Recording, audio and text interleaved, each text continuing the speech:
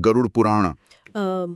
अक्सर जब हम इसका नाम सुनते हैं तो पहला ख्याल आता है मौत का और उसके बाद की रस्मों का। यहाँ ज्यादातर लोग इसे इसी से जोड़ते हैं, पर आज जो जानकारी हमें मिली है वो दिखाती है कि कहानी इससे कहीं ज्यादा गहरी है। अच्छा, तो मतलब सिर्फ मृत्यु और रीति रिवाज नहीं? बिल्कुल नहीं। ये समझना जरूरी है कि ये हमारे 18 महापुराणों में से एक है। बहुत महत्वपूर्ण। हाँ, जिसे महर्षि वेदव्यास की रचना माना जाता है जी।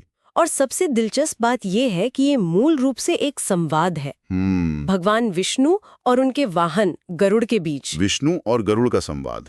तो ठीक है, आज हम इसी स्रोत से मिली जानकारी के आधार पर गोता लगाते हैं और समझने की कोशिश करते हैं कि ये जीवन, मृत्यु और आत्मा के सफर के बारे में क्या कहता है। चलिए फिर देखिए, इसकी बनावट को अगर देखें तो इसमें दो मुख्य हिस्से हैं। दो हिस्से? अच्छा। हाँ, पहला है पूर्व खंड, इसे आचार खंड भी कहते हैं। इसमें आपको मिलेगा धर्म, नीति, योग, पूजा पाठ, दान, मतलब जीवन सही ढंग से कैसे जिया जाए इसकी बातें हैं। जीवन जीने की कला। और दूसरा खंड, वो जिसके लिए ये ज्यादा मशहूर है? हाँ, वो है उत्तरखंड। इसे प्रेतखंड या प्रेतकल्प भी कहा जाता है और जैसा नाम से ही पता चल रहा है, इसमें मृत्यु, मृत्यु के बाद आत्मा का क्या होता है, उसकी यमलोक तक की यात्रा, अलग अलग नरकों का वर्णन और फिर पुनर्जन्म, ये सारी प्रक्रिया समझाई गई है। तो ये जो पहला खंड है, आचार खंड, वो जीवन जीने के लिए क्या कहता है? क्या सिर्फ नियम कानून है? नहीं, सिर्फ नियम नहीं। इसमें जीवन के 4 मुख्य लक्ष्य, जिन्हें पुरुषार्थ कहते हैं, उन पर जोर है। धर्म, अर्थ, काम और मोक्ष। धर्म, अर्थ, काम, मोक्ष। जी, और साथ ही नैतिक गुण जैसे सच बोलना, अपने आप पर संयम रखना, अहिंसा यानी किसी को दुख न पहुंचाना, इनको बहुत जरूरी माना गया है। एक श्लोक में तो ये भी कहा है कि धर्म ही इन सब का आधार है और फल भी। ये तो हुई जीवन की बात। अब आते हैं उस हिस्से पर जिसकी चर्चा ज्यादा होती है, मृत्यु के बाद क्या। यहाँ तो विवरण काफी ज्यादा है, सही कहा ना? हाँ, यहाँ विवरण बहुत है। बताया गया है कि जब मृत्यु होती है तो आत्मा शरीर छोड़ देती है। जी। फिर यमराज के दूत आते हैं, यमदूत। वो आत्मा को लेकर यमलोक की तरफ जाते हैं। यमलोक? इस यात्रा में कितना वक्त लगता है, कुछ बताया है? हाँ, करीब 16 दिन लगने का जिक्र मिलता है इसमें।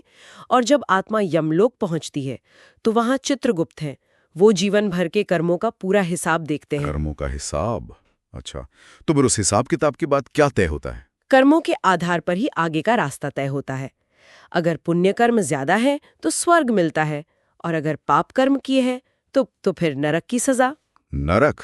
इसका वर्णन भी काफी विस्तार से है शायद। जी हाँ, इस पाठ में 28 मुख्य नरकों के बारे में बताया गया है। हर नरक किसी खास पाप से जुड़ा हुआ है। जैसे हत्या के पाप के लिए रौरव नरक है, चोरी के लिए महारौरव, व्यभिचार के लिए तामिस्र। और हर नरक में अलग अलग तरह की सजा या यातनाएं बताई गई हैं। ओह, शायद इसीलिए मृत्यु के बाद घरों में गरुड़ पुराण का पाठ होता है। और वो श्राद्ध, पिंडदान वगैरह, इसका क्या महत्व बताया गया है? बिल्कुल सही। मान्यता यही है कि श्राद्ध, तर्पण और पिंडदान करने से जो पितर हैं, यानी जिनकी मृत्यु हो चुकी है, उनकी आत्मा को शांति मिलती है, तृप्ति मिलती है। अच्छा। उनकी आगे की यात्रा आसान होती है। पाठ में ये भी बताया है कि मृत्यु के बाद 13 दिनों तक कर्मकांड करने चाहिए, ब्राह्मणों को भोजन कराना, दान देना, इन सब से पितर संतुष्ट होते हैं। तो ये स्वर्ग या नरक भोगने के बाद क्या आत्मा वहीं रह जाती है हमेशा के लिए, या कुछ और होता है? नहीं, हमेशा के लिए नहीं। कर्मों का फल जब भोग लिया जाता है, अच्छा या बुरा, उसके बाद आत्मा को फिर से जन्म लेना पड़ता है। फिर से जन्म? शी या देवता भी, ये चक्र चलता रहता है। बाप रे, ये जन्म मरण का चक्र, ये तो काफी गंभीर बात लगती है। क्या इससे बाहर निकलने का भी कोई रास्ता बताएं इसमें? हाँ बिल्कुल, मोक्ष का मार्ग, यानी इस चक्र से हमेशा के लिए मुक्ति। मोक्ष? वो कैसे संभव है? उसके लिए 2 चीजें मुख्य हैं, अच्छे कर्म और ईश्वर की भक्ति। खासतौर पर भगवान विष्णु की भक्ति को सबसे उत्तम माना गया है। अच्छा, विष्णु भक्ति? जी। इसके अलावा गीता, वेद, उपनिषद का ज्ञान लेना, तीर्थ यात्रा करना, व्रत रखना और दान पुण्य करना। दान का जिक्र पहले भी आया था। माँ, दान बहुत महत्वपूर्ण है। जैसे तिल, जल, अन्न, वस्त्र, गाय या जमीन का दान। ये सब पुण्य कमाने और मोक्ष की तरफ बढ़ने में मदद करते हैं। खासकर मृत्यु के बाद जो दान दिए जाते हैं उनका विशेष महत्व बताया गया है। तो ये बात अब साफ हो रही है कि मृत्यु के बाद जो 13 दिनों तक इसका पाठ होता है, उसका मकसद सिर्फ आत्मा की शांति ही नहीं है, बल्कि परिवार वालों को जीवन, कर्म और धर्म के इन जरूरी सिद्धांतों की याद दिलाना भी है। बिल्कुल सही कहा। ये सिर्फ मृत्यु के बाद क्या होता है उसकी किताब नहीं है। ये तो एक तरह से जीवन कैसे जिया जाए, हमारे कर्मों का क्या असर होता है और उन नतीजों से कैसे निपटा जाए, इसका एक पूरा खाका है। सही। मतलब इसमें कर्मों की जो जिम्मेदारी है उस पर बहुत जोर दिया गया है। न सिर्फ मरने के बाद क्या होगा, बल्कि अभी इसी जीवन में सही रास्ते पर चलने के लिए एक गाइड की तरह भी है ये। हाँ बिल्कुल, एक मार्गदर्शक कह सकते हैं। शायद हमारे सुनने वाले भी इस पर सोचें कि कर्मों के फल का इतना विस्तार से वर्णन कहीं कहीं तो काफी भयावह भी, चाहे हम इसे शब्दशः लें या सिर्फ एक प्रतीक की तरह।